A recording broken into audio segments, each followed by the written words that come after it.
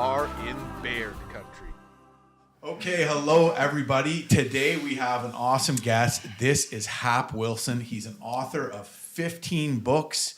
He is a canoe tripping woodsman, outdoor savant in general, owner of Cabin Falls Eco Lodge, owner of Eco Trail Builders, excellent presenter at all kinds of outdoor events, and a longtime icon of conservation in the outdoors. Hap, welcome. Thanks for coming on the show. Thanks, Jim. Real pleasure to sit here and chat with you. Thanks. You're very, very welcome.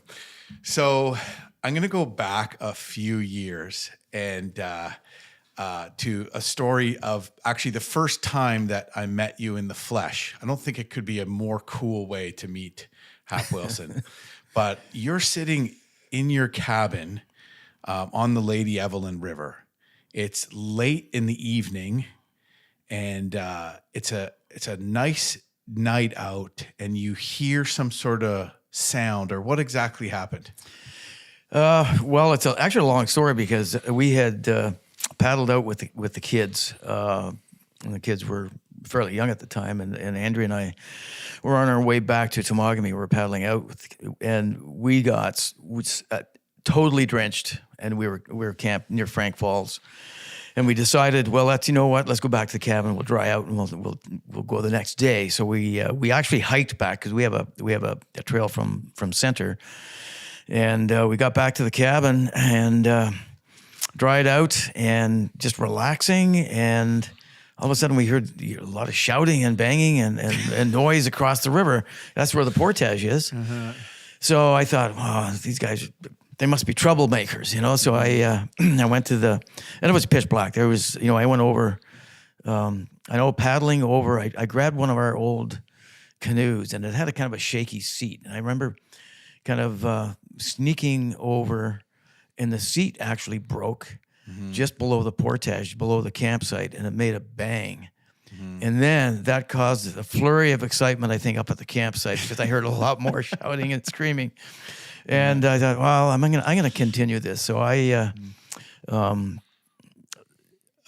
out of the canoe, pulled up quietly, and I snuck up through the bush on my belly, about a good 100 meters up the slope, over logs, under round rocks. I got within, must be 20 feet of the fire, and I saw there were two strange things. Mm-hmm. One was the dog laying there, who didn't sniff me out. He didn't know I was there. Who was supposed to be a herding dog as well. I know, and but I'm pretty good. I had a lot of practice doing this kind of stuff. When I was younger. Anyway, I took a while looking at this guy, a pretty big guy standing beside the fire, sharpening this stick to a very sharp point. And I'm thinking, man, if I jump out on these guys and scare the bejeebers out of them, I'm going to have that thing stuck through my heart.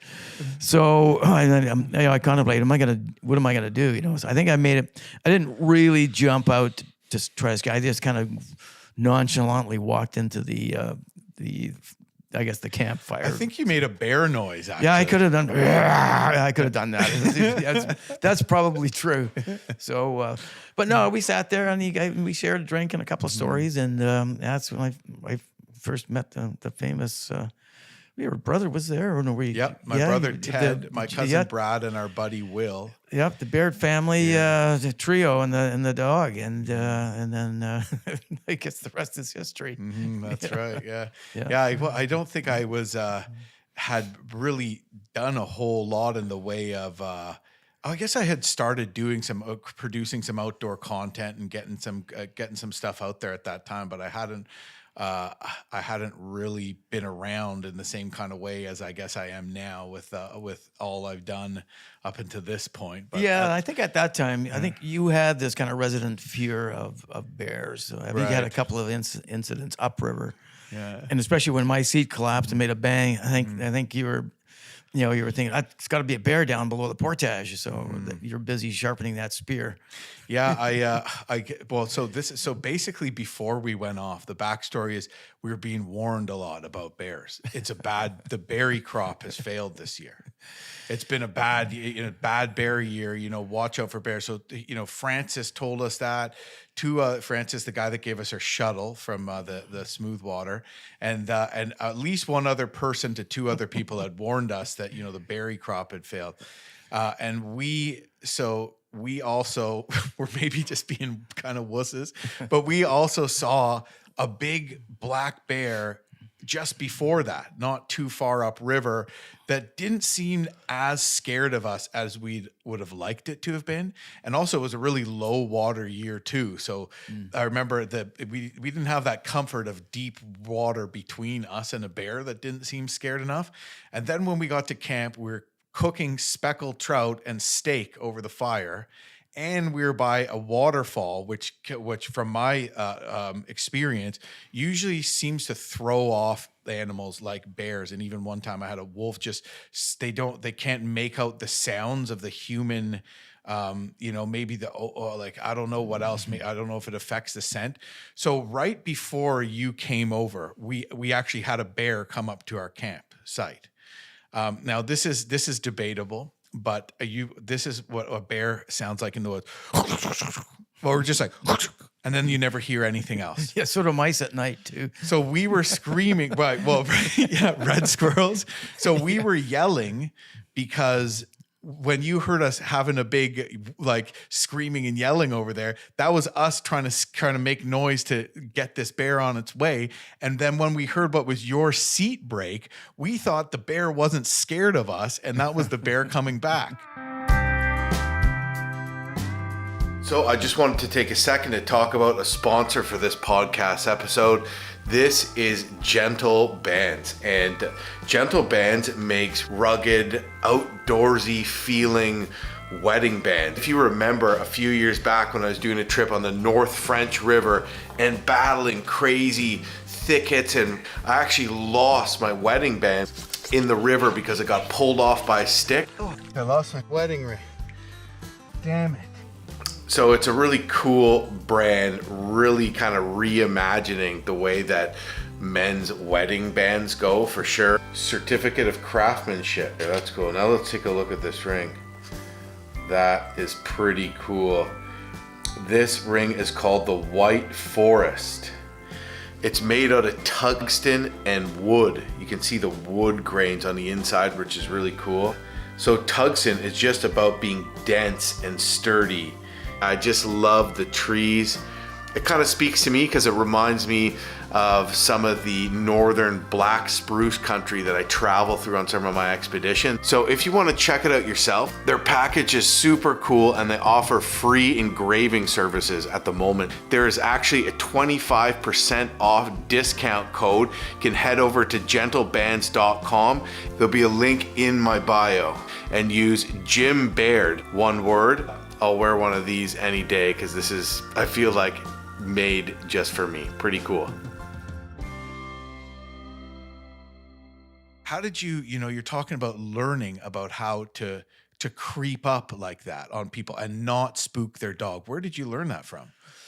Well, stealth has always been important for still hunting for our indigenous populations, and it still is. And I was lucky as a young kid. North of Peterborough, we had a cottage there, and there was a lot of crown land in behind. And my father was making survival movies for the Department of Lands and Forests back then, and he had one elder woodsman on the set.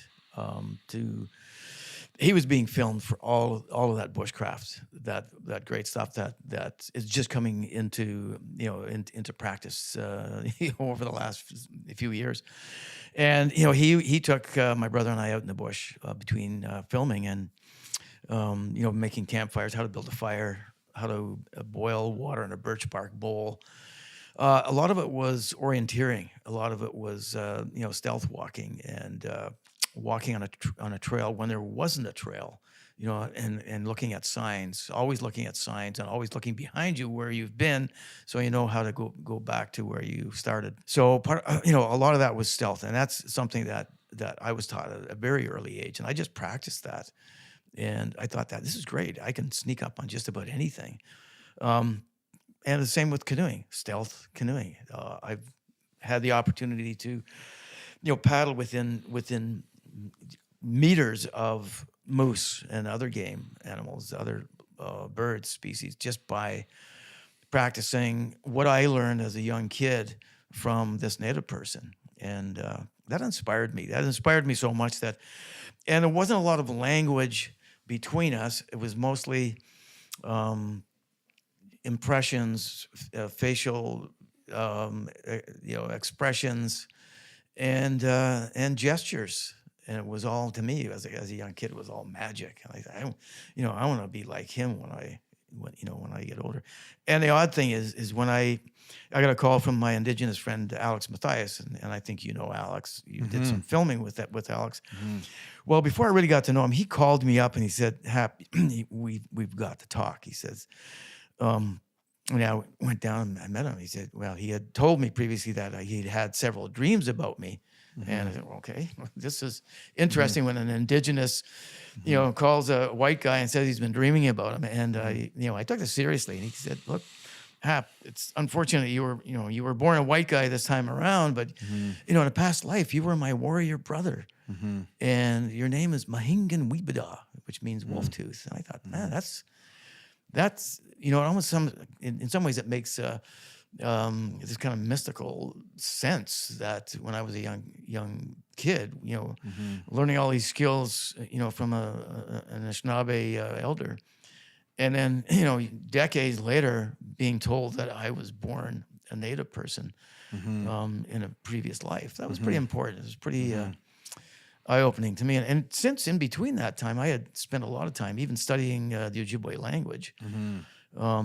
And learning skills, axe throwing, knife throwing, all of those campcraft things that are just becoming popular now. I learned those when I was a preteen, and running pretty wild, in a homemade loincloth, carving my own bow, and shooting wild game. And probably because I had dysfunctional parents, that sent me out in the bush a lot more than. And how old were you at this time when you were making these first bows and when you were just really... Probably around. We moved north from Toronto, Willowdale. And funny thing is, I was almost shot when I was 10 months old in Willowdale. Some young 16-year-old was shooting crows 3 blocks away in Willowdale when you could do that kind of thing. The bullet just missed my tram out on the back porch and went through the kitchen door and just missed my parents. 2 or 3 years ago, we had a client, a guest up at our cabin, who read the story. That story and the person's name was in, because I had that old newspaper clipping from the Telegram, and the Toronto Star printed that in the papers about young David Wilson almost being shot in his pram out the back door in Willowdale.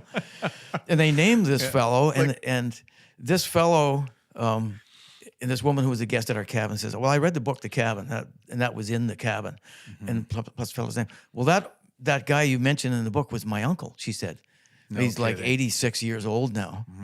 I said, well, I got to track him down because he almost killed me when I was 10 months old. Wow. But anyway, I was fortunate because I was learning a lot of skills. I had already learned a lot of skills. I had, dabbled in canoeing. I had this great fear of water. Kidding. When I was young, you wouldn't know it. I mean, today definitely not. Although maybe that's why you're such a good at not dumping, though. It could be. It could be. And I hate getting my feet wet. I'll do anything to get my feet. I love lining canoes, and I see. Traditionally, you would jump out of your canoe before you get to shore, because we used to travel with cedar canvas canoes all the time, right? And you took care of that because you didn't want to have to do a field repair. So you jump out of your canoe, you get your feet wet. It didn't matter because your boots are always continuously wet anyway. You always had wet feet back in those days. You didn't just sit in your canoe while it's on the rocks and then push off of the rocks like you do with some of the modern canoe or just materials. Drive your canoe up bow first, right. And bow person gets out and then yanks on the bow and it knocks the sternsman out of the canoe.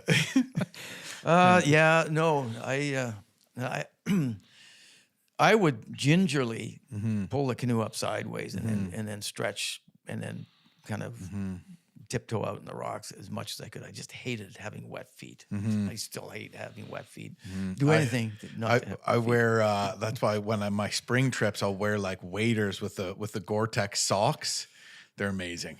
And I can just, with my spring trips, if I'm hauling over a beaver dam and the water's cold, I'm just like peachy, nice and toasty, warm, and feet never get wet. Yeah, for years, and I think it may have ended up ruining my feet, is decades. I wore the LL Bean high top boots, the leather with the 18-inch leather tops and rubber bottoms, and had a chain link sole on it. And I wore those religiously on all my trips. You don't wear those anymore? I don't, because I've lost a lot of cartilage, not just on my knees and my shoulders. A lot of my joints, my big toes, of all that clambering over portages. A lot of the cartilage really takes a beating on this kind of lifestyle. But my feet have kind of splayed out. They don't really make an LL type boot, bean boot now that fit my feet very well. So I have a variety of other boots that I wear, just because the change in the shape of my feet.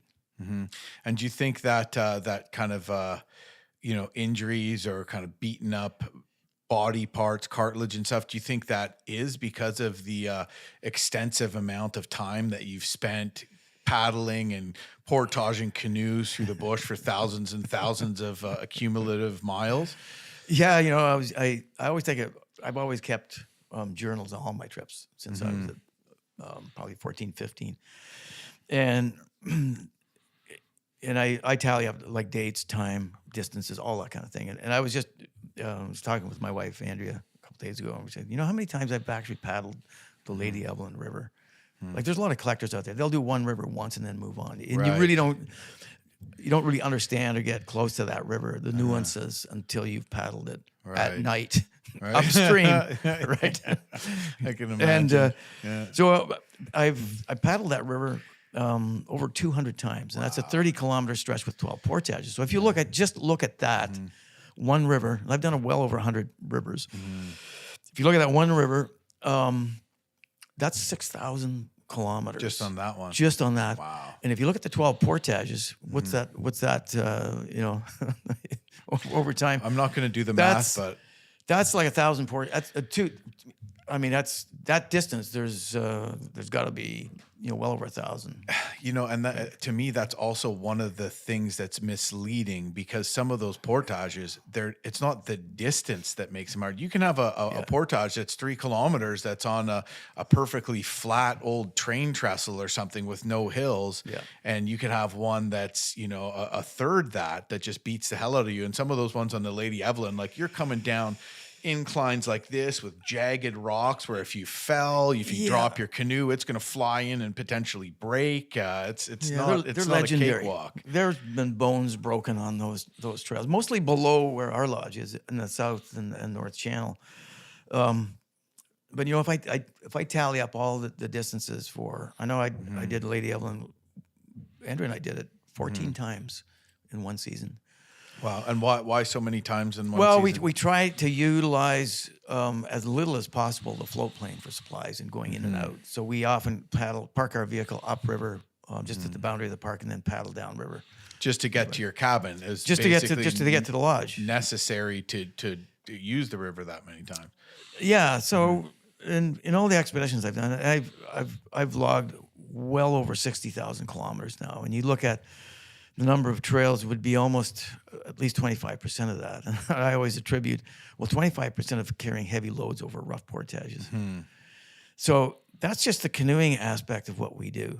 So we do sustainable trail building, which is all hand-built stuff. So that's carrying heavy timbers, moving materials, all that hand sculpting with hand tools really does damage to your body after decades of doing it. Just the repetitiveness of the same motion. Yeah, and we've put in thousands of meters of hiking trails. I mean, essentially, you're a professional athlete of a sort, right? So Well, it's funny you you look at men- anybody who's played, who's done any physical, which is really a lot of the time the natural way of being. Like our ancestors probably would have survived through all kinds of injuries that they dealt with throughout time. But you know, anybody who's doing a physical activity that much is probably going to wind up with a couple injuries over time. Well, hernia. I've been there. Appendix. I'm going on my third titanium replaced joint. But it's funny you mentioned that. I have a trainer, and it's Hero Fitness out of Huntsville. He's trained some professional athletes and Olympians, and I'm trying to work towards keeping up my strength for the next operation, which is a shoulder replacement. So he says, you know what, Hap, you're going on 73. He says, you're my poster boy. You know, Right. we have a lot of younger guys in here in worse shape than you are. Makes me feel good. I don't purposely go out. I don't do weightlifting. I don't do this. It's just the lifestyle that my wife and I lead. It takes a lot of energy in whatever we do, whether we're guiding trips or just getting supplies into the cabin. And those where the plane lands, we still have to carry over portages to get our clients, our guests, and all the materials in and supplies in to run a lodge for 5 months. So it wears on you. I mean, it's the mileage, but I have no regrets. I wouldn't change it for the life of me. It's and it becomes at over 50. My wife is just getting knee problems and other problems that I had when I hit 50, and for me, it's been 20 years of managing chronic pain, which to me, it's like old friends, except that you can't get rid of them, because maybe they stay a little bit longer than you really want them to. So, but it's and it's amazing what they can do, for joints. I have 2 replaced knees, and I could not walk. Wow. I was disabled for months before I got both my knees done, and there's almost 10 years between the 2 of them having them replaced, so they don't wear out exactly the same. But I'll tell you, my wife will still do double black diamond skiing or mountain biking, even with replaced joints. It's, like I say, it's amazing what they can do today. Yeah, amazing. Yes. Where do you ski? Well, we've skied, Whistler, Blackcomb, Mount Baker, out in the townships, northeast states. Yeah. Yeah, cool. I didn't know you were into that as well. Haven't for a few years. Pandemic kind of put a halt to a lot of that stuff. So we have ski trails at our properties. So we cross country ski. Yeah, I find cross country skiing to be very, very challenging personally. I guess I'm more of like a snowshoe guy. I love getting out in winter and stuff like that. And I remember the first time when I learned on a lake, so flat, maybe some snow to break and all that kind of stuff. And then I'm going out with a buddy of mine on this cross country ski trails around Huntsville. And he's like, well, I'm taking out Jim Baird, he's like, this adventure, I got to do something good, right? And I'm like, go easy on me, Nate, and he's like, okay, anyways, I just got so hurt. I just was like, I would just stand there and my feet would just be like, fly out from under me, and I just boom land on my butt. I got a concussion from landing on my ass. And then he got us lost, and then I'm sitting around with this headache, concussed, puttering around the woods in the pitch black while my buddy got us lost. And I'm like, I don't think I like cross country skiing. I just I think I'm just never gonna learn it. I think that's what I'm gonna do. Yeah, Steve, I learned very young at cross country skiing, and so we, my wife and I do both. And with our trails at home, I love, packing them down with. We have traditional shoes, and I prefer those to breaking trail, especially in deep snow. I mean, the tech shoes. I actually tried the field tested the first. They were, I think, the first commercially made tech shoes, which were actually mountaineering. They weren't made for like general, consumer use. Until Are those the ones with years later. a metal frame? They have a They metal were- frame, but a regular. Yeah, it was a Sherpa brand. I don't think they're available anymore. Sherpa, they supplied for the 6 months I spent up at the cabin with the two kids when they were in diapers. So yeah, they gave us snowshoes to test out, and I still use them as a reference to, what people ask, well, what snowshoes should I buy? And I would say, well, it's all about flotation. I mean, you can buy tech shoes and go on groomed trails without any trouble. But if you try to break through or try to pack in deep snow, then you don't want traditional shoes because you'll have twice as much flotation. Also, I notice on thin ice, the traditional shoes don't have those spikes. They don't put so much pressure, and it spreads your weight out a bit more that you can actually walk over thin ice. As you know, in Temagami, a lot of the portage trails come in or go out, whichever way you go in, at the mouth of some sort of stream or some sort of moving water where the water can be a little bit thinner too. Oh yeah, for sure. Yeah. But you got to admit those crampons that are on, like I have a pair of MSR. I have both, right? I have three, but I have a pair of what are they called? MSR Lightning Ascent. Yeah. Man, are they good? You just walk right up an ice hill where you'd be just dickered if you had traditional shoes. You got to just walk right up, right? Like for that kind of stuff, you can't beat them, Yeah, well, they were designed initially for mountaineering, for icy slopes. Oh, these are the Sherpa ones. The Sherpa ones. Well, Okay, they're the same design as you see today. They're Yeah. just, it's the same, like a neoprene decking with anodized aluminum frames, and not much has changed. And that was just around the year 1999, I think. They came out 1988, 99 when I got those snowshoes to test out, and I like them for certain things. Great for for ski backpacking, winter camping, because they're compact. If you have to pack a campsite down or just collect firewood and that, they're nice and light. But or for snow, if you're in snowmobiling, snowmobilers love them because they're for safety. They can strap on without sticking out too far. Right. But it's funny. Well, you can wear them while snowmobiling. Oh no. Okay. No. While snowmobiling, you'll attach them onto the back. Okay, onto your load gotcha. for safety. So they're not, just in case you need them. So you have, okay. Although I've had snowshoes on, and they came in really handy. When I spent the winter up at our cabin on Lady Evelyn in April, I know the ice was just coming off the river, and I was getting anxious to get the canoe out. So I remember pushing the canoe. I was wearing my crampon type snowshoes, running with and pushing the canoe across thin ice very fast because it was breaking underfoot. But and then pushing it to open water, and then paddling for 20 feet. And then running it up on the ice, and then getting out, and then running with my snowshoes again. So, Did you keep 1 foot? So you didn't keep 1 foot in the canoe and like push? I actually kept. I would actually paddle. I would straddle the gunnels of the canoe. I wouldn't get in the canoe. I would straddle the back, and then it was very awkward looking, but you did it. It got me to where I was going. Yeah. And if anybody, I actually filmed that, but I don't know where the film went way back in that. That was at Cabin Falls. Cabin Falls, yeah. And that's where you run your Cabin Falls eco tourism business out of, right?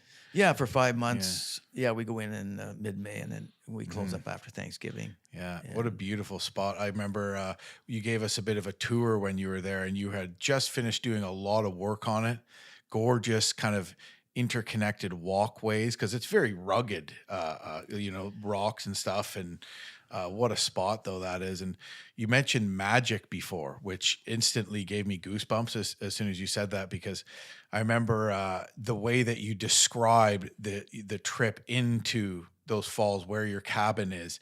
It's, in your book, The Cabin, it made me realize, it made me think magic is real. Somebody asked me about that the other day, about when I write. I haven't written nearly as much as you, but I do write articles, and I love it, and my films. And so he said, "What are you trying to do?" And I said, "I want people to believe that magic is real." And in a way, right?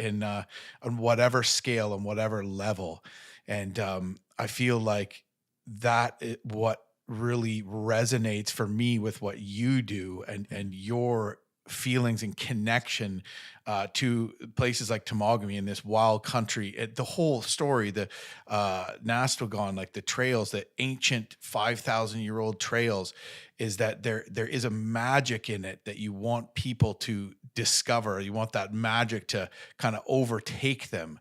I don't know if you could describe it in a similar way, or what are your feelings surrounding a place like Cabin Falls, a place like Temagami, and all the things that excite you and interest you about it and make you want to protect it.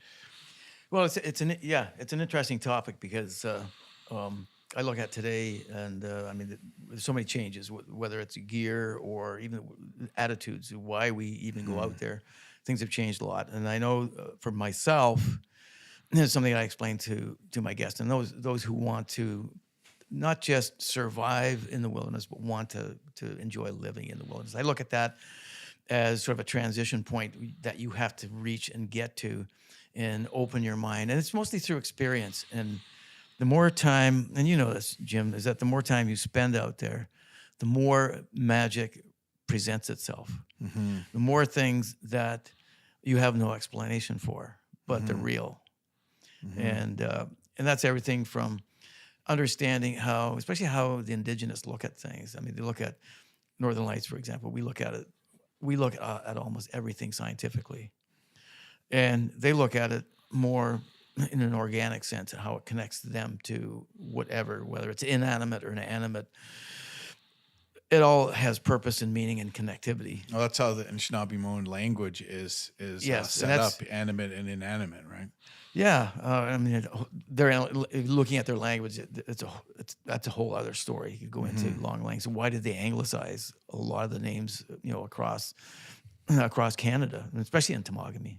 Why did they do that? But that transition from survival to outdoor living depends on your divorcing the notion that you can beat nature. And you read today, you look at some videos, and it's all about, well, I conquered this river and I beat the weather and all that stuff. But you never really conquer it. You'll conquer some of your fears, but you'll never really understand that connective tissue that presents itself once you open that door and then realize that you're there. You're a visitor, really, because most of us don't spend enough time outside the box to be really good at it.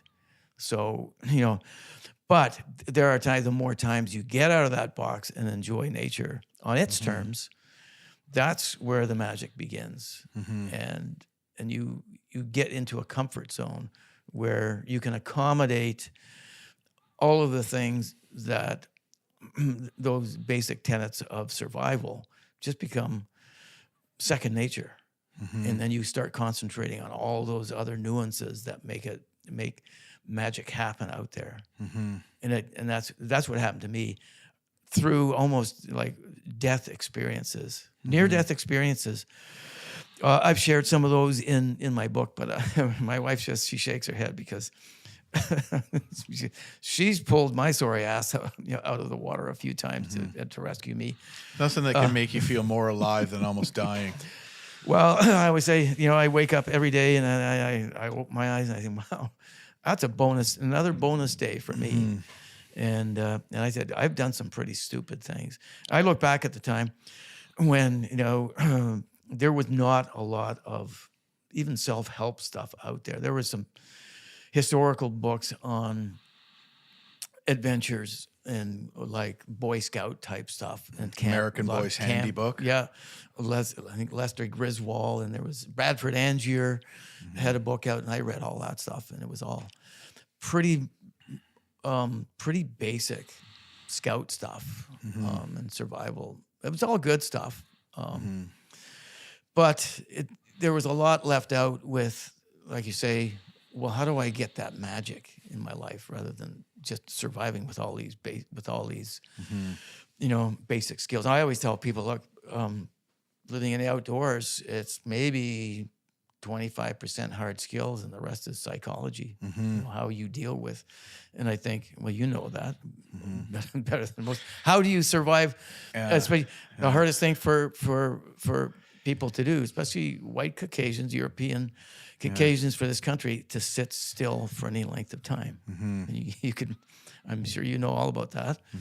And that's one of the hardest things to do. And I mean, you look at our Indigenous people in the far north, in particular, the Inuit.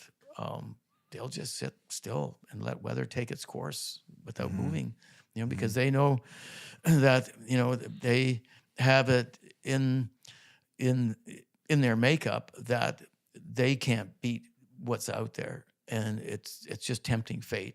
And so they sit and they'll wait out a 3-day, 4-day blizzard. Whereas we have a tendency. Well, what time? When are we leaving? What time are we leaving? Exactly. It's not about time that dictates your travel. And I remember that was one of the things when we were on the show alone. There was basically no rules except one rule, that if you built a boat, you had to use a satellite texting device to tell them when you were going to go out on this boat. And they'd always want to know what time we were going to go. And it was such a pain in the butt because we were not living on this kind of structure like these producers were. And they were doing it for safety. They wanted to have a boat a couple kilometers away that in case you dumped in this rickety boat that you built with wire and sticks, that they could get you before you died, right? Yeah. But I just remember being out there and having this clashing of this, like people that were these producers from LA that were, everything needs to be done in a New York minute, and then just not understanding that difference. Same thing, again, my experience with Inuit people. We were near Pingualuit Crater in the interior of the Ungava Peninsula, and the weather was really bad, and there are these basically guides there that were bringing a large group of high school age kids. I think they just graduated, and all of them got to do this really cool program. If you got good marks, you got to go all around Nunavik and do these neat things. So they went under the sea ice to pick mussels, which I joined them on. And randomly I bumped into them here at Pingualuit Crater. And the animator for this group, she's from southern Quebec, Montreal, she kept asking, what time? Like, what time are we going to go? And they're just looking outside, and you could tell she's almost getting annoyed because, that there wasn't really any kind of direct answers. And finally, one of them, Noah, who I've stayed in touch with, kind of broke it down to her and was like, it's not about what time. It's not about what your schedule is. It's about, safety and the weather. And I think the difference is, again, psychology. Is she's getting worried. What if we run out of food? How are we not going to get home? But they just have been in that situation so many times that they're not worried anymore. Yeah. I hear what you're saying too. And I can reflect on that a bit into just, there's so many things that are so much more nuanced than what you can really tell a person through language. And it's like, if you go back to what you were learning through the guy from Curve Lake that had a part in mentoring you, so much of it wasn't necessarily spoken. It was just doing and looking at certain, expressions and stuff like that. And until you're really out there understanding it for yourself, it's hard to just read it, man. You can't just YouTube it, right? Or we'll read a skills article. Yeah. Like I say, things have changed a lot over the last 20 years or so. We've only had GPS since mid 1990s. Yeah, and they weren't even very good back then. They couldn't actually have a map because the military wouldn't allow, I think, commercial use to come within, I think, 75 meters or 100 meters or something to a location. But going back to survival programs, you remember not that long ago, plane crashed in Brazil, and the young girls and a baby, they made it through the forest, through the jungle for 40 plus days or something, and survived. And I thought, this is true survival, because they should have got the producers of Alone to pay them for actually surviving that time using their own indigenous skills and lack of connectivity. They had absolutely nothing to connect them with civilization, or they never knew whether they were going to get rescued or not. So you mentioned before walking a path when there's no path. What would you, because it sounds like that's almost what these people must have done to know how to walk essentially to help or in a straight line. Can you explain what that means a little bit more? Yeah. Well, it's interesting. As a trail, I've been building trails. I've been pathfinding and locating old portages. Some of them are centuries old, and still finding trails and building trails. So there are natural routes that you would take, knowing the geography, for example, depending on the geography that you're in. I just explained. I know in Lansing, I was talking about Manitoba. It's a good example of the geophysical nature of a province that has like 4 different zones for traveling or making a path in. There's prairie, and then there's the boreal. There's Hudson Bay lowland boreal, and then there's the Arctic tundra, and finding a path, and especially finding a path before we had technology, is if you sat on a big lake in the far north and you can't see the shore. I mean, you've got the curvature of the earth coming in play on a lake that may only be 10 or 15 kilometers across. So you really, we still have topographic maps, which some of them haven't been updated, for decades. So we really had a map and a compass. And just trying to, whether it's a water path or whether it's a land pathway, looking at Canadian Shield that we're most familiar with is the forested regions of Ontario and into Manitoba and then into Quebec, the rock and pine country, and many places I had to open or create new pathways. And then how do you do that? And how do you do that in a sustainable way? And how did the Indigenous do that?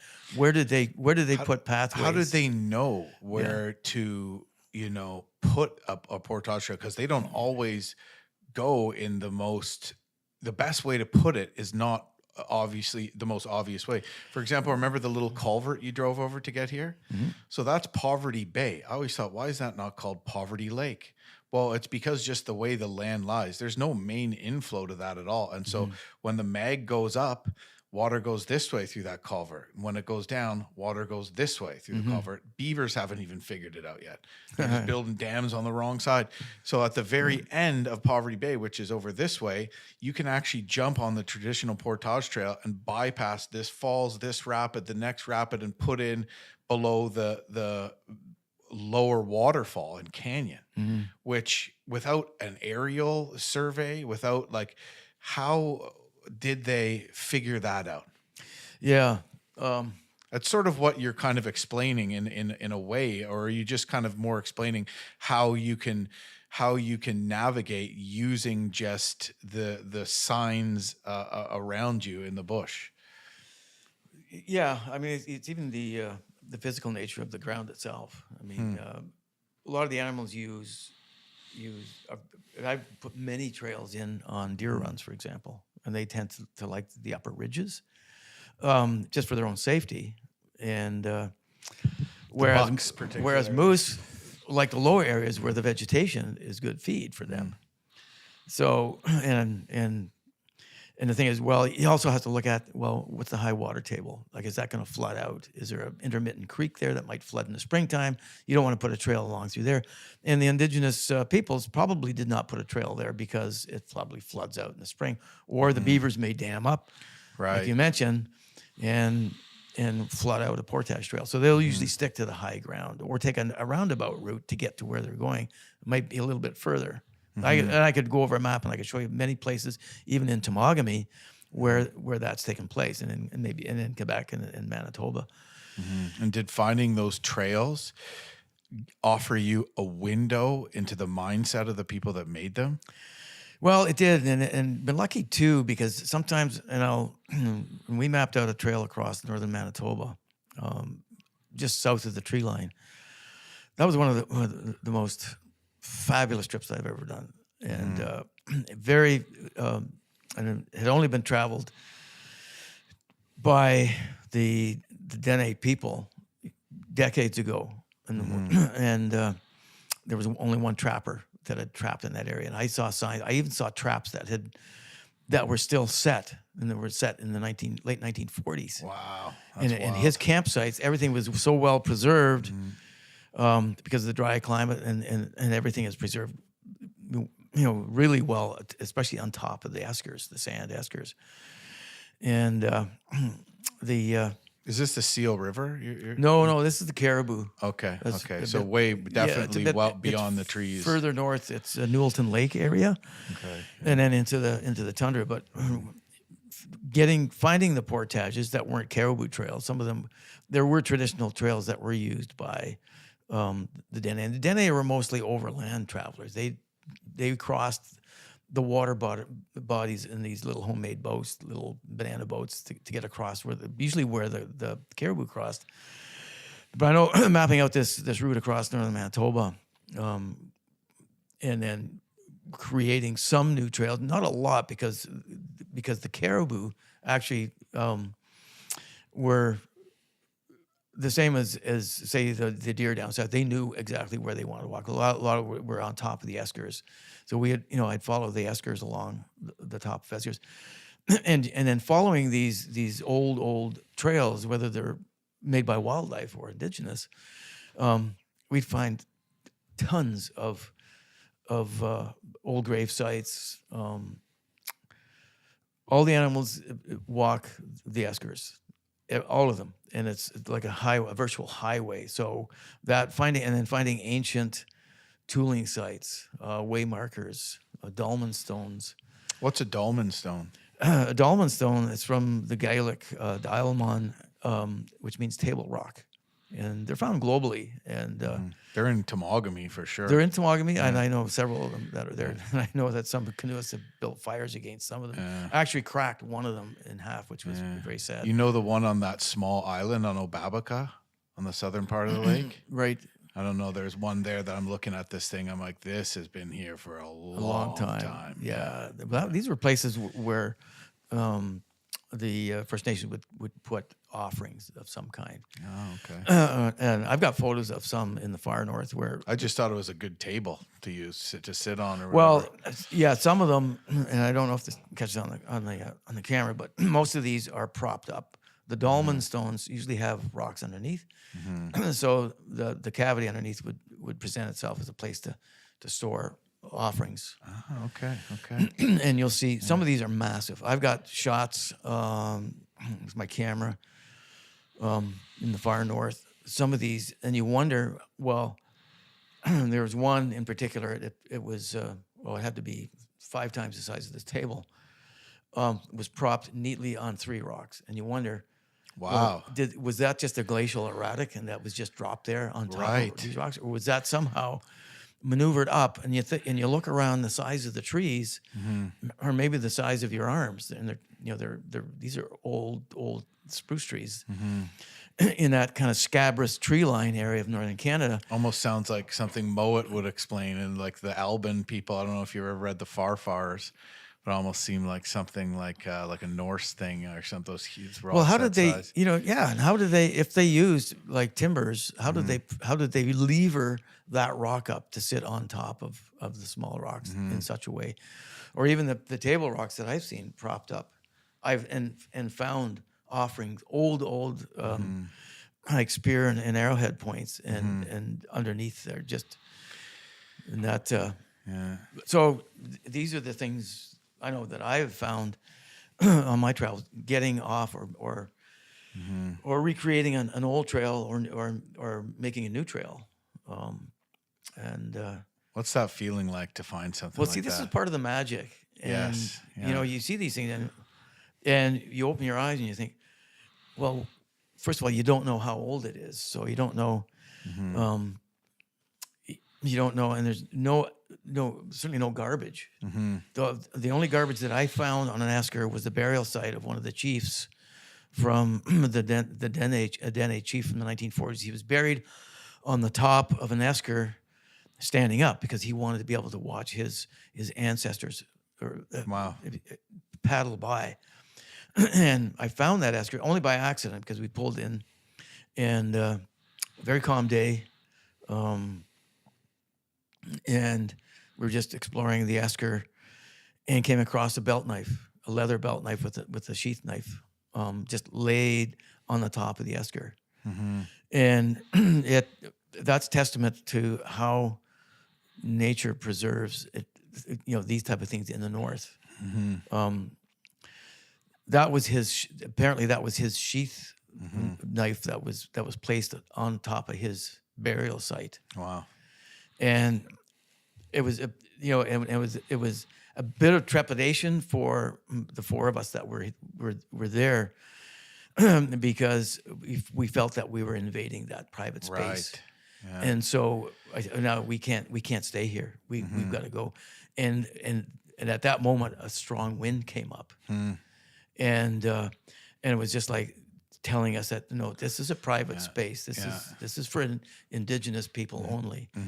And so we got off there and we paddled on. But that's the kind of magic. And I've had many cases like that over the years. And you say, well, is it just coincidence or is it not? Or to me, it's not coincidence. And and because of the number of times that this has happened to me, I get on the Thelon, for example, and I wrote a book based on the John Hornby expedition. I don't know if you've read I'm that. familiar with the John Hornby expedition. Which book of yours That's was that? Dance of the Dead Men. And I actually, I'm familiar with it. But and I worked a long time on that book, doing the research on that, and trying to cover that story in a different manner, actually putting dialogue to the three men based on that story. And so far, I've had a lot of good reviews on that.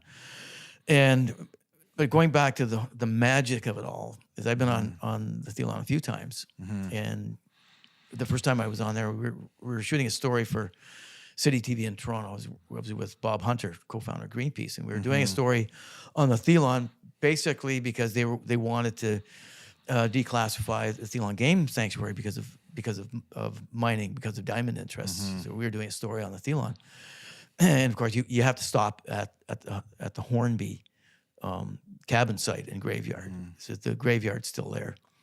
And I remember being filmed, and I said, "Well, I'm gonna sit down and have a smoke with John Hornby and the boys, the lads." And I sat between the grave markers. I had my pipe out, and it was a calm day. And we're grouped around, and they're doing some filming. And as soon as I lit my pipe, and that first waft of smoke came out of that pipe, a wind came, such a strong blast of wind came, and it knocked everybody's hat off. wow. And Wow. and everybody just stopped and said, "Okay, that's not a coincidence. That's just too strange." And I when I was on one of my long solo trips, I love those moments where you kind of just connect, where you're almost in a state where you're almost daydreaming, we'll call it. And what said to me is, like you're explaining about science, that a lot of people have a more scientific way to explain something. Science is always, in a way, eventually going to be able to explain magic, but who's the magician? You know what I mean? Even every magic trick that's out there, you can explain how the magic trick is done, is taken place, which is science, but there's still the magician behind it doing it. yeah, there's that sleight of hand that we still can't explain. One story that I tell at some of my talks, and I told this in Lansing because we had lots of questions about pictographs. And I showed one slide, and it was one of the more powerful drawings or paintings on a rock on the blood vein in actually Woodland Caribou Park. And a lot of these sites I had privy to, because I'd been working with. I wanted to at least sketch and know where these sites were. They didn't go in my book, my guidebook, because I'll only put pictograph sites in that have already previously been advertised in other documentations. But I had a group with me, I remember, and I was actually filming a mink that had a merganser in its mouth. And I stopped to film it, and I said, "Well, if you go over to that rock face," I told my group to go over there, but be quiet, and I'll catch up to you. Well, I spent more time than I should have, and the group was at this rock face, and it was the painting was of a shaman, and these are very powerful sites, and they were splashing water on it and touching it, and I was just aghast, and I said, no, this is not good. You're not supposed to do this, and it was my fault because I usually go in first and I go quiet, put some tobacco down. I give everybody tobacco so they can do their own personal offering, and then leave. Well, they were doing all kinds of stuff, and I just shook my head. This is not good. And a huge storm came up within the next 15, 20 minutes. I mean, one of these microburst storms out of nowhere. And we paddled like crazy to get to the campsite and pitch and tie everything off. And trees were coming down around us. And I thought, okay, that's not a coincidence either. But getting back to the story about pictographs is that everybody wants to know, well, tell me about the pictographs. It's just like Indian graffiti, right? Well, it's not Indian graffiti. It's indigenous spirit places. I think they call it harmonic conversion points now, kind of a scientific Harmonic nomenclature. conversion points? That sounds awesome. What does that mean? I know, and I'm not sure how to translate that, but these were actually sacred places. You're better off asking you translating a native word, probably. Yeah, well, these were teaching sites, what they were. And the shaman, and the word shaman is something that we've kind of labeled a healer of the upright life is more accurate. You weren't supposed to go to these sites without permission, or unless there was some act of healing going on. And I spent a winter on the shores of Lake Superior writing my Missinaibi book, and there's a lot of stories about deaths at some of the spiritual sites along the Missinaibi, which I was investigating. And I spent a lot of time at Michipicoten Reserve going through all of their folklore, legends, stories. And I actually, off the cuff, I asked one of the elders there, it was, okay, we have all these pictographs, these paintings. We can go to the best hardware store and get the best paint, but it'll last maybe 4 or 5 years on our docks and our houses. What's the science behind the bonding agent on these pictographs? And he just laughed at me and he said, "It's not science, it's magic."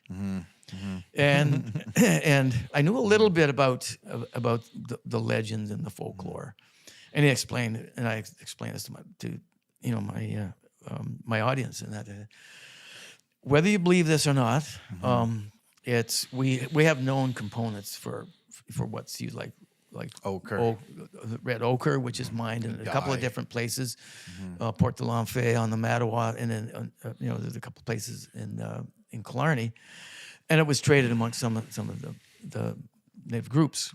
But what's the bonding agent? Okay, that's one component of it. Fish grease, could be maybe? egg albumin from gull eggs. It could be bear grease, all sorts of things. But that's still not the bonding agent. The bonding agent, I was told, well, the Memagwishawak are stone people, and they live within that place of harmonic conversion, or that magical place where it's like an energy place where, and I think it has a lot to do with that healer being able to transport himself. It's like a shaman internet, because you look at some of the pictographs around the globe, you'll see some similarities, like the Lascaux caves in France, for example. And the symbols on the rocks on the blood vein of bison images are almost identical, and some of the other imagery is identical. Shaman internet, but you've got this. So you think that's a sixth sense, essentially? That's a theory that there's a sixth sense between them that is kind of connecting them, if on maybe a subconscious level or something like that, even that. Yeah, if you look at like the shaking tent ceremony, which is and it's almost done in secrecy now, and that's where the healer, shaman, if you want to call them shamans, are able to travel outside of their own physical bodies. And I mean, I could go on and on about that, but it's something that we know very little of or understand. The healer would be looking at the face of this sort of rock wall that he's chosen because of the energy in that rock wall. And inside because the stone people, the Memagwishawak, were conjured out, and they proffered their blood to be mixed with the the other agents to make this pasty paint. And that was, of course, put on the rock using hand, fingers, a crushed end of a stick. And then through particular ceremony, that was the bonding agent that adhered that paint to the rock for thousands of years. No kidding. Whether you believe that or not, yeah. I don't disbelieve it, because how could you ever really prove it though? We were like, okay, well, let's try to take these two things and we'll wait 5,000 years and see how it turns out. Like, we can't. How are you gonna test that out, right?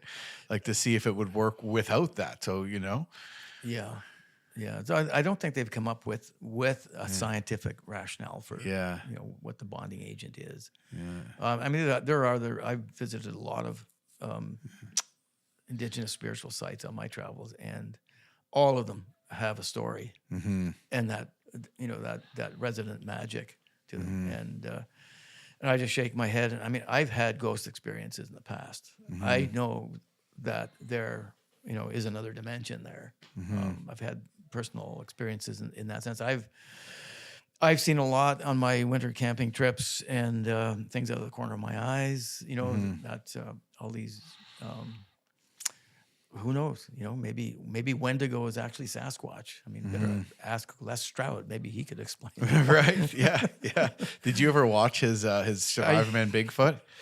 No, I'm not a huge Bigfoot. I don't follow a lot on social media, to tell you the truth. I'm so busy. Either you've done some trips with him, doing artwork, guiding, or running our lodge, or building trails. It's tough for me to get on social media. I have to go on social media. I do follow some people. I find some people reasonably interesting, and it's good that people are getting outside for the right reasons. I don't do a lot of social media, and I wonder what did we ever do? Back in the day, at the campsites, we didn't play with our, all our gadgets and things. We read Louis L'Amour novels around the campfire and drank bitter tea. Well, I can't even imagine what it was like. I remember even when I was a kid, there was no internet. Like, there was pay phones.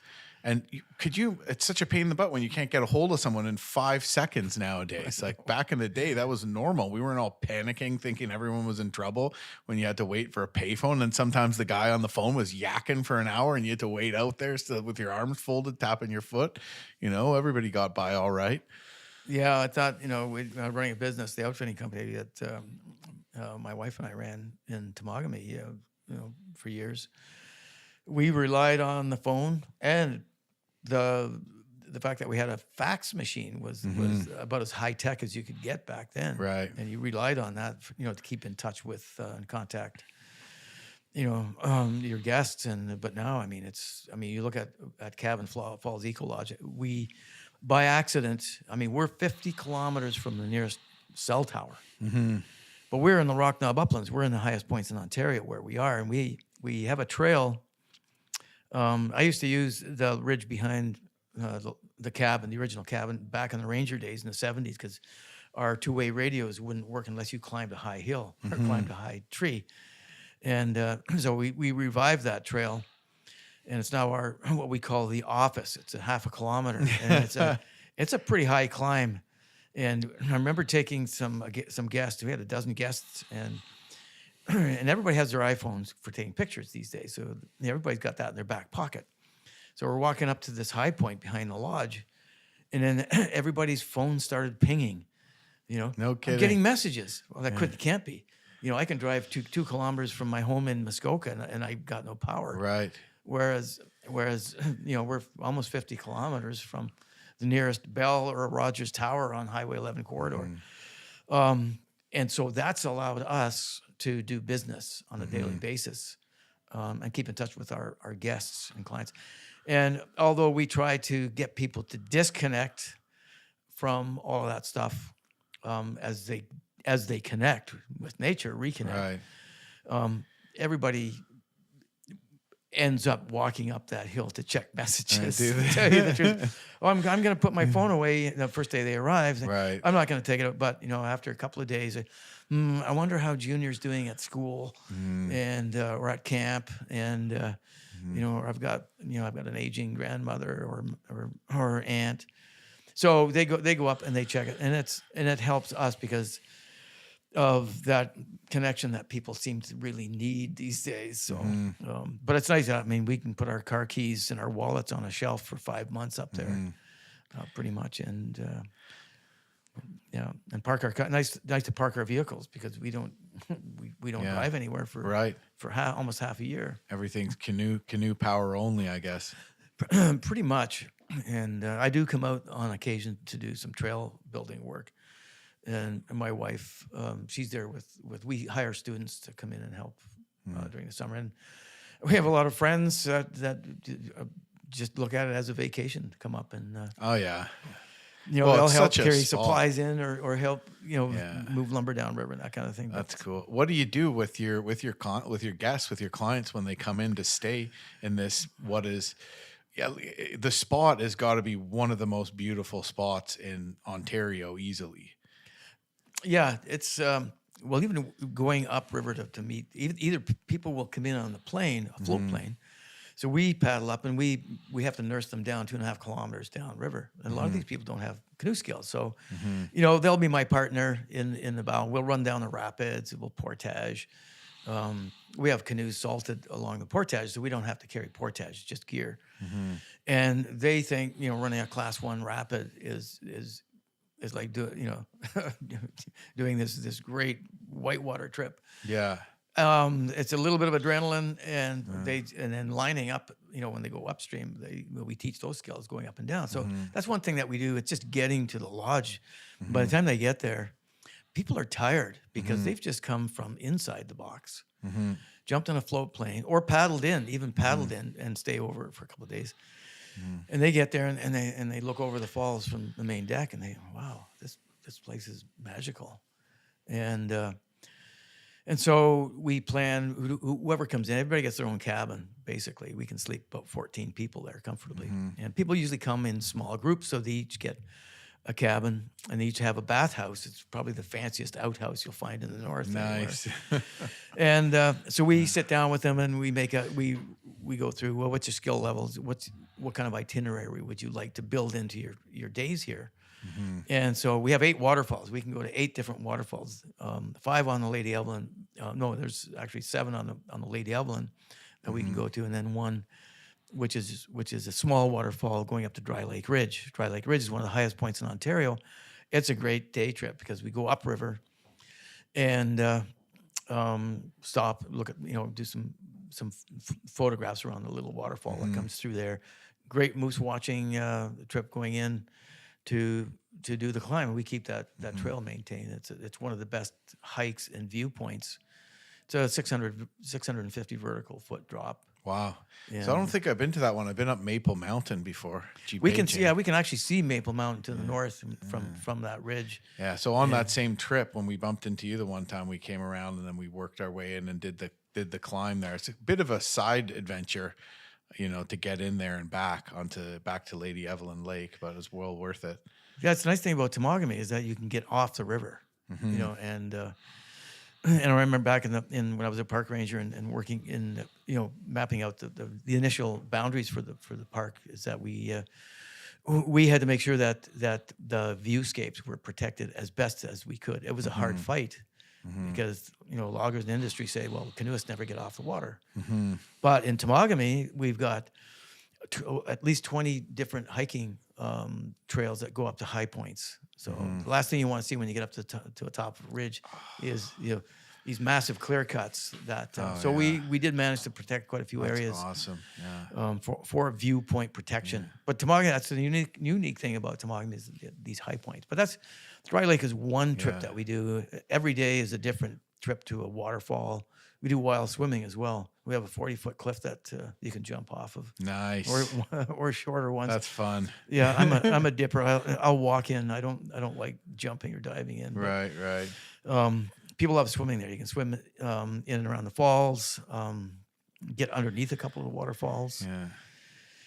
And just the nature photography there. We're in probably the best places to see ancient pine, ancient red and white pine, the last big stands in North America. So the trails wind through all of this ancient forest, and people are just amazed at the size and density of this forest that's never been cut.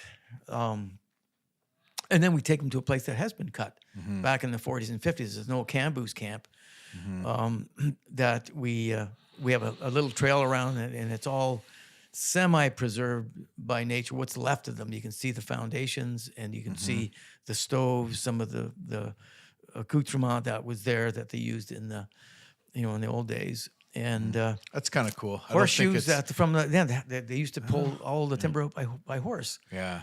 And so people see that transition from, and they know the transition from horse-drawn logging to high-impact logging done today, which is we're still trying to curb that a little bit in the periphery of the wilderness core area. I don't think most people realize that pretty much the entire province of Ontario, anywhere where water connected to the Great Lakes, has all been logged. So I don't think people really have an understanding at how precious these last few pockets are, because they don't realize that there at one time were these gorgeous, gigantic pines everywhere, much more common. Yeah, they say, doing my research on the Rivers of the Upper Ottawa book, my guidebook, there's so much timber taken off from Quebec in Ontario. A lot of that went to the States. The railroad that went straight south across the border.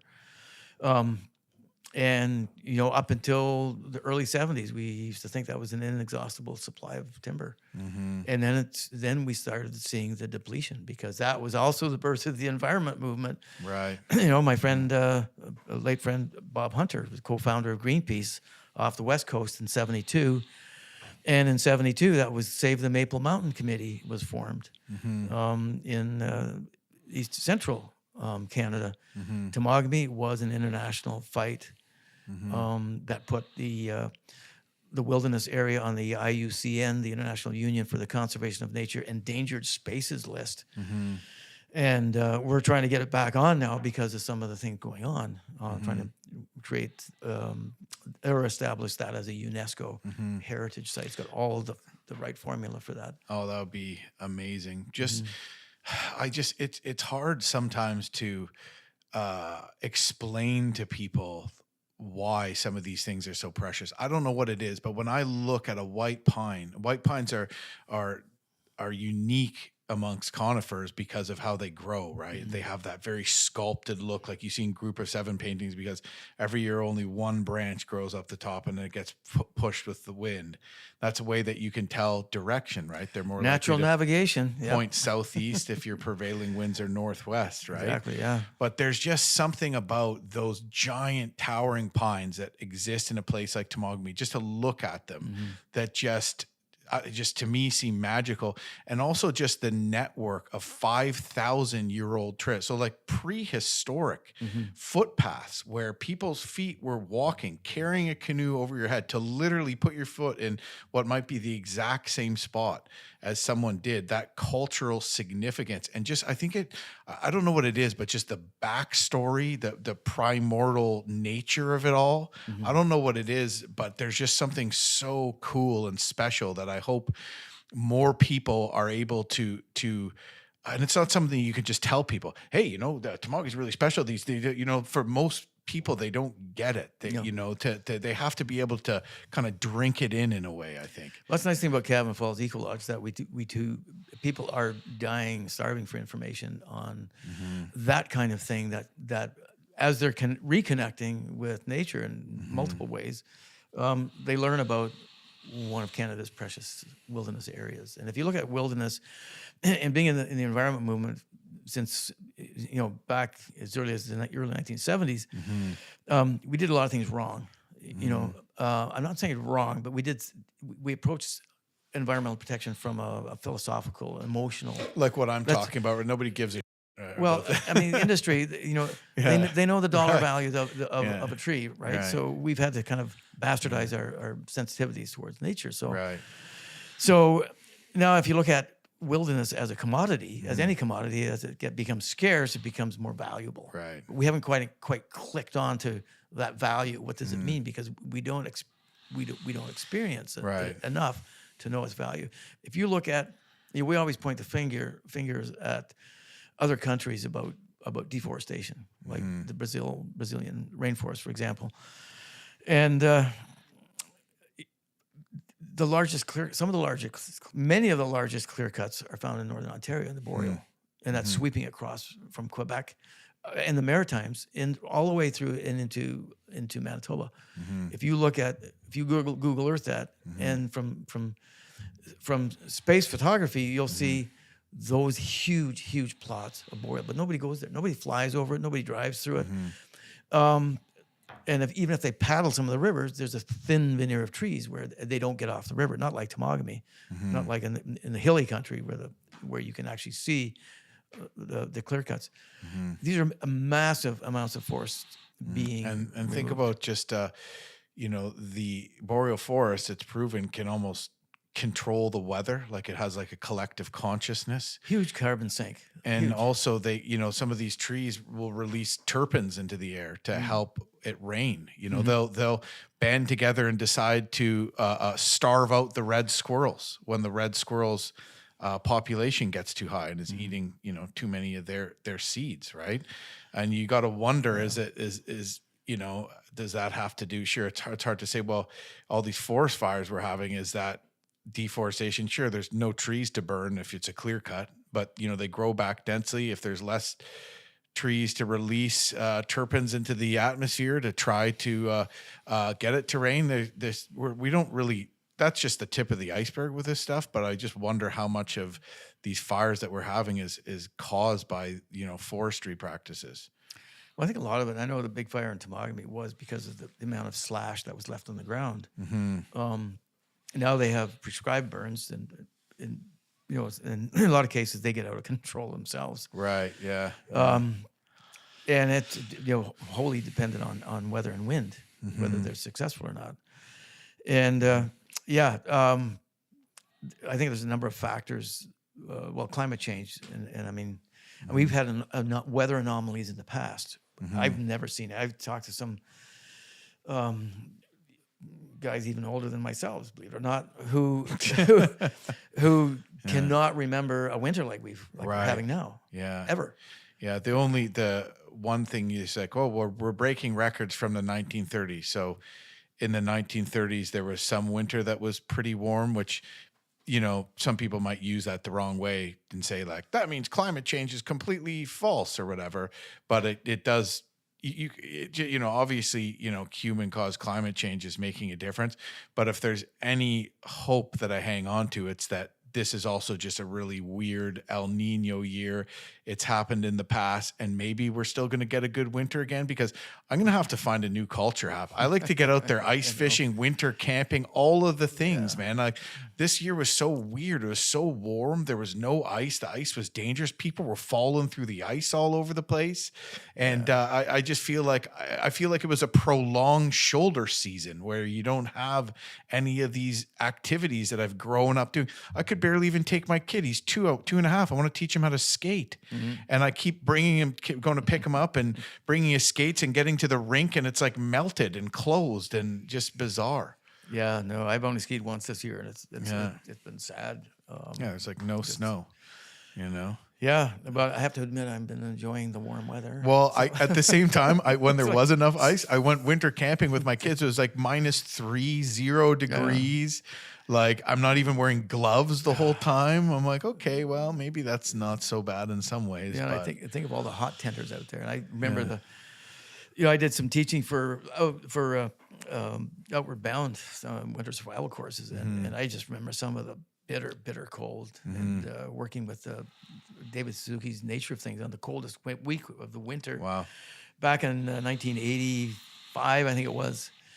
and the cinematographer, having to sleep with the canisters of film and batteries in the sleeping bag to keep things warm. Minus 40 at night. I think the lowest temperature this winter has only been like minus 16. We had for sure minus 20 here, but you're about 10 kilometers further north than I am. But that's the first year we haven't. Yeah, that's the first year we haven't had, minus 30 at least for one day. Or several days. Yeah. Yeah, usually a week or two it hovers around the minus 25, minus 30 depending. Yeah. That's wild. Although I remember helicoptering into my my cabin up in the falls, Cabin Falls. Yeah. One year, and having to jump out of the helicopter at 30 feet because he was afraid to go any lower. Mm-hmm. It was weird, throwing a bag out and into the water. Into the. It was in the winter. Okay, well, okay, that's what I thought. But then I'm like, what are you jumping into? Yeah, no, and then I was just going to ski out from there and snowshoe out, and so. After 2 days, we had a warm spell, and for 2 weeks, it never got. It stayed around above freezing. Lost all the snow. It's just what you see out here today. Was that a January thaw? You think? February. Oh, which is unheard of. February thaw. I had to wait until everything froze up again to be able to walk the 80. I think it was 80, 90 kilometers to get out. But I mean that's an anomaly, and that's But I mean, we're seeing trends now that there's so many changes in weather.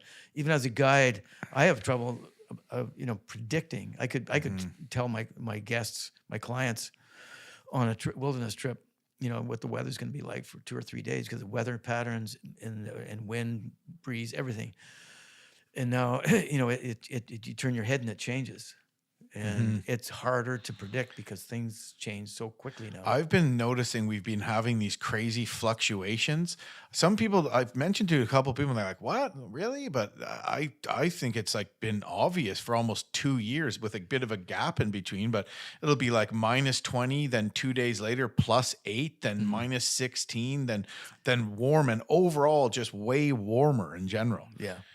Super weird, man. We didn't even know what to do with the maple syrup this year because usually it's like a late winter, early spring thing. And this year, what does that do with, the normal spring vegetation, for example, the insects, all of these things that kind of wait until when are the peepers going to start peeping? They're getting a bad sleep. It's like when someone keeps waking you up and you have to keep falling back to sleep, maybe. Yeah. So, and bears, are bears going to come out early? They're going to be popping their heads out thinking, Probably. And as soon as that water starts dripping on their heads down in those, the cavities, they're going to start crawling out and wondering what the heck. And then like you say, we're probably going to get a blast of winter yet. Yeah. And then like we could see large die-offs with certain species, certain plants. Hard to say. How that's going to affect. Also the blue-green algae could be an issue with no real snow runoff and more stagnant water, warmer water and all that too. Yeah. Another thing too that I've never heard of before is zombie fires. Really? I've never heard of. No. That's a new terminology, but these are the fires, especially in BC. These are the fires that burn underground in the mulch and the peat. All these big dead trees, of course, it's excellent burning peat. It just slowly smolders. It's smoldering, and right now they're seeing all of these little smoke chimneys coming out from last year's fires. And it won't take anything to get these. So fires the to flare winter's up. not killing, and these zombie fires are slowly smoldering all winter. That's crazy. That's scary. So, and I don't think it's gonna be a terrible fire season again this year. You think so? I think so. I have that feeling. No. Just because of the lack of snowfall across the country. Lack of snowfall, unless we get a lot of spring rain. That and the amount of logging that's going on as well. And that's, of course, the water isn't retained. I've noticed that in some of the river flows. There's a lot of the upper sections of the rivers, heavy logging, especially outside the parks, just to the periphery of some of these parks, and some of the headwaters areas, there's no water retention. So whatever water or snow there is, it flushes through really fast. Right. So and the rivers dry. Yeah.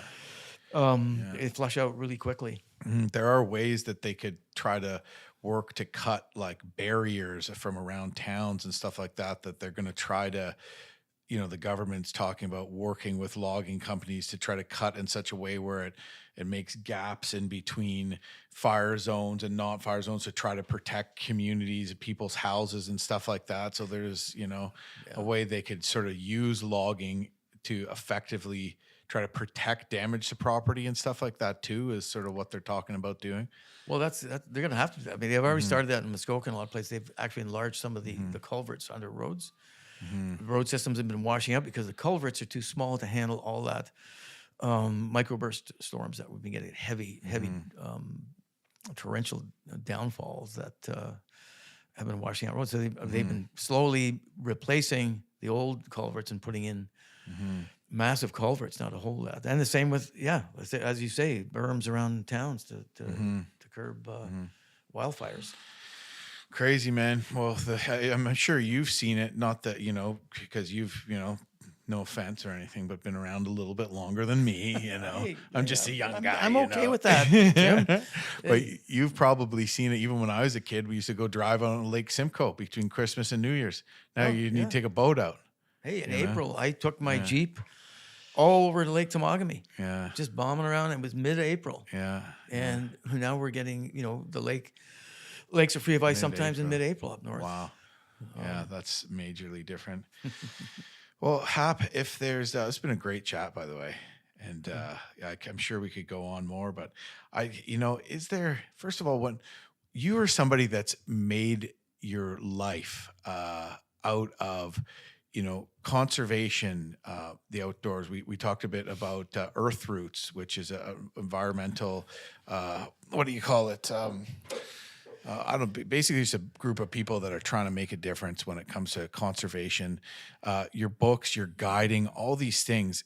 At what point did you realize, okay, this is something that I have to do. This is where my passions lie. I have to try to make a life out of this, essentially as a entrepreneur, because that's almost kind of the only way one of the only ways one can do it. And is there anything that you would share with, somebody that maybe is looking at following in footsteps similar to the ones you've taken as an artist, as a writer, as somebody who's managed to spend their entire lives in the outdoors and also made a living from it while at the same time making a difference? Yeah. It's interesting. It's a good question because I get asked that quite a bit. I am so fortunate. I built my own lifestyle. Basically, my wife and I did. She was going for her doctorate in ethics, and then she decided that she became a trail builder and a lodge owner and an incredible designer, interior designer. And she found out that that's where her passion was. But that was her connectivity to nature as well. So. I've been so lucky. I was not corporate material. I knew that from the beginning. I went into my own business after high school as an illustrator. But I passed up a high-paying job for Simpson Sears in Toronto as a catalog artist, 6 days a week, office in Toronto. Wow. It was an incredible wage. And I said, and I remember sitting across the desk like you and I, and he said, well, when can you start? And I said, what do you mean?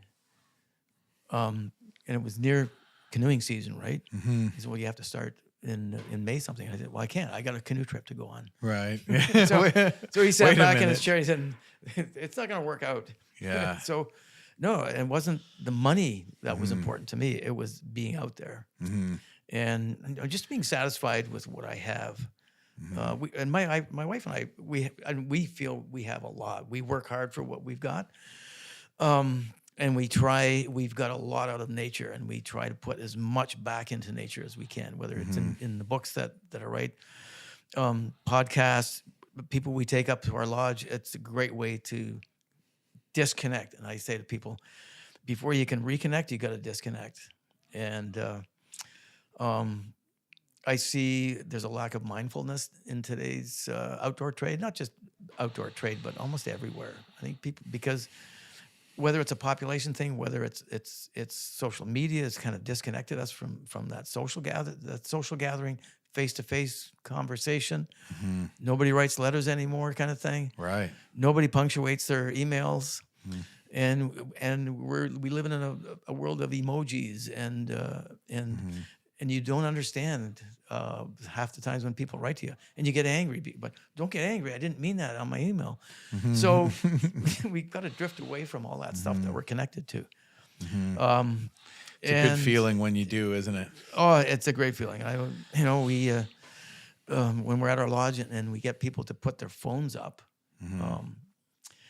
which is tough to do because we're so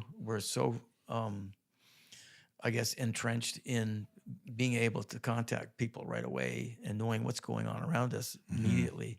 So we forget to just sit back and let things take their course and enjoy nature by just observation and doing it in a healthy way and a mindful way. I see a lot of young people coming out of outdoor ed schooling and wanting to get into the guiding business, but there's a lot to learn, and it's not just the skills you have to learn, but it's knitting personalities together under duress, which is tough, as you know. Sometimes it's hard when you get a group of people. Yeah. They don't like the bugs, they don't like the weather, they don't like the hard work, but they're out there, but they don't spend a lot of time out there to be good at it. So that's what being a guide is tough. You have to be a doctor, a raconteur, a chef, a psychotherapist, all these things. Yeah. But there's the romance. A servient leader. Yeah. As they call it. And knit all these people together and keep them safe and happy. Did it take guts to sit there and be like, I got a canoe trip? Like 9.9 out of 10 people would be like, take the safe path to work at this good paying job, even if you probably made more money, which probably in the end you probably wouldn't have, from my experience, just because, you would be wishing that you were doing what you were doing the whole time, but it must have taken some balls to go on this path of like not knowing how you're going to necessarily make ends meet or pay for this or that or the other thing, as opposed to this kind of safer path. Did it take guts at the time when you were sitting there and you decided, I'm going on the canoe trip, not on this dream job where you'd probably be one out of the only freaking artists in the city that actually is making a good amount of money and not starving, Yeah, I mean, not everybody can do the things that my wife and I do. We realize that even when we hire our students, we have to remember they're not going to work as hard as we are, but they're going to really enjoy what they do and they're going to learn a lot. That's our personal nature. Carving your own path has always been important to me from an early age. As an artist, I started as an artist in Tripper, and I think and a lot of our guests are retired at this point in their lives, but they've gone through their lives almost disconnected from nature.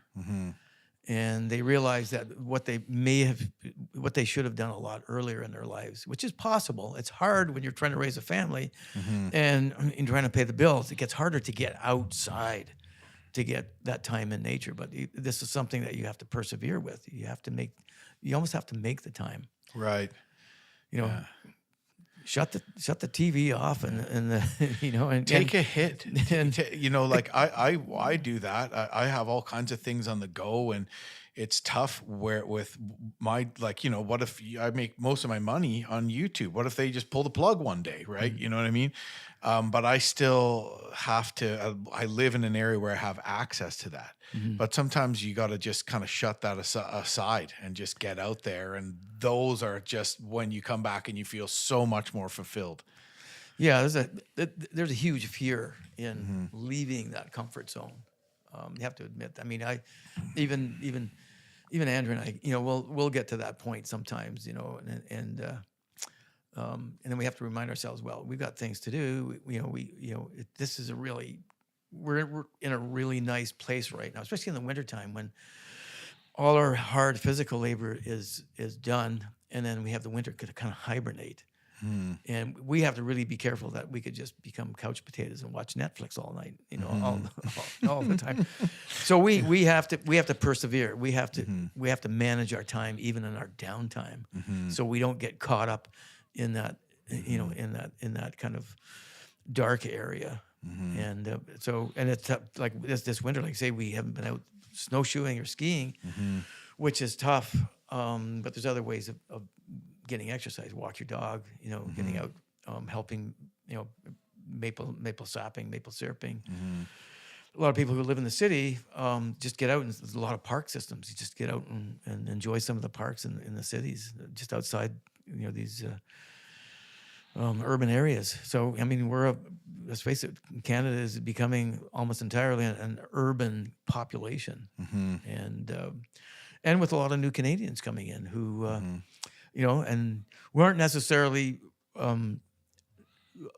adept at tripping in the outdoors. So there's an educational that component there as well for people who are not used to camping and being in nature and being away from that comfort zone. That's things that we are so kind of fortunate that we're almost privileged, whether you come from money or not, but you're privileged to have these things to many of us, that live outside of the urban centers in our backyards, like I do here.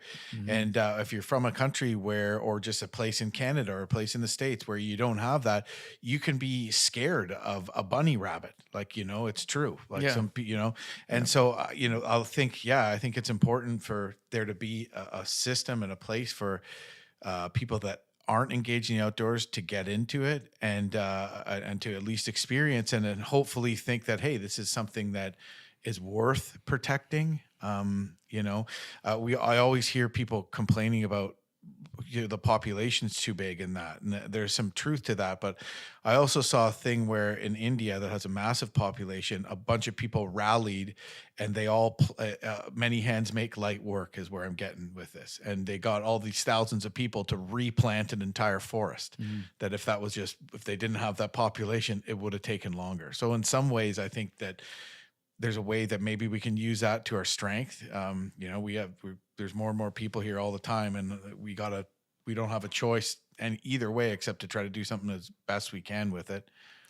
Yeah, that's a double-edged sword there too, because I mean, I can't fathom thousands of people flocking into Algonquin Park, for example. Right. The environment can only take so much traffic. Yeah. So that's one thing is to manage what we have on a sustainable basis.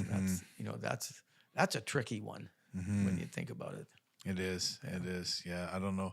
I don't have all the answers, but I think that, people getting outdoors, we all know how good that is just for their own personal mental health. And I know that a lot more people, if they saw that path, they would like to do something to get into writing, would like to do something, especially a lot of people that follow and watch our content, read your books, would probably think, hey, it's pretty cool to find a way to run a lodge and to be an outfitter, to guide and all these kinds of things. So, I hope that I'm sure you have. I hope that I can help inspire some people to do that too.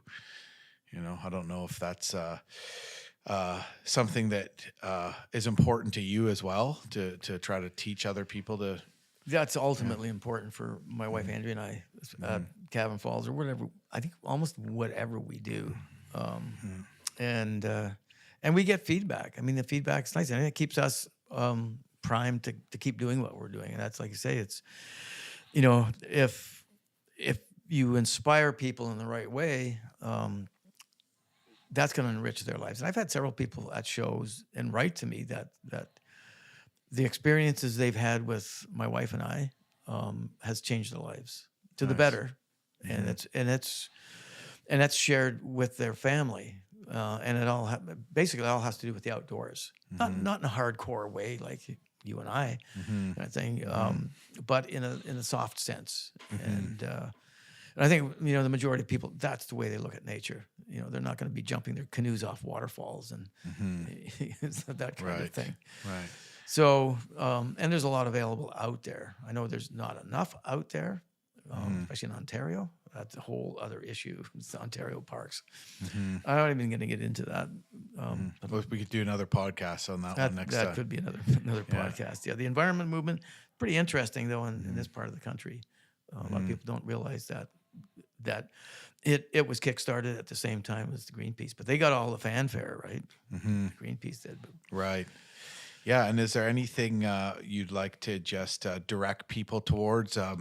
You mentioned Earth Roots. We touched on that a little bit. Maybe your website, social media, or anything where people can learn more about some of these conservation efforts and more about your books and all that kind of stuff too. Yeah, for sure.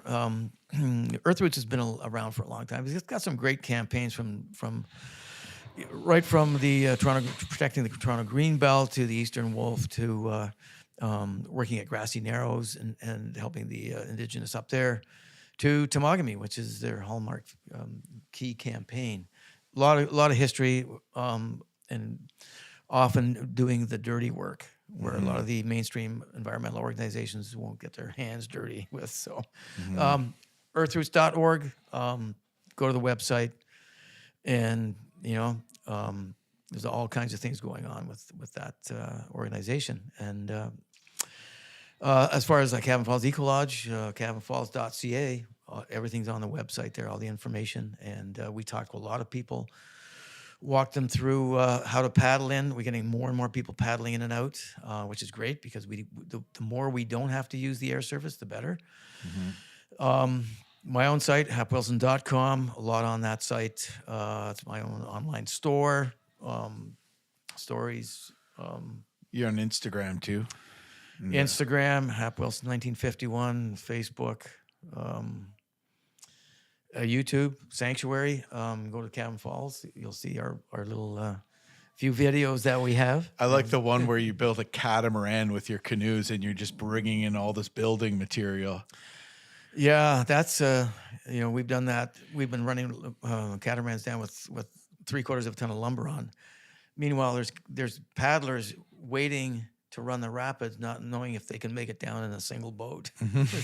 So we're winding down through. We know where the channels are. We know how. We've done this for decades now. Awesome.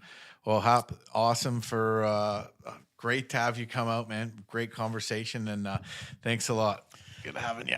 Thanks, Jim, and thanks for the invitation. You're welcome. Keep the fire burning. I will.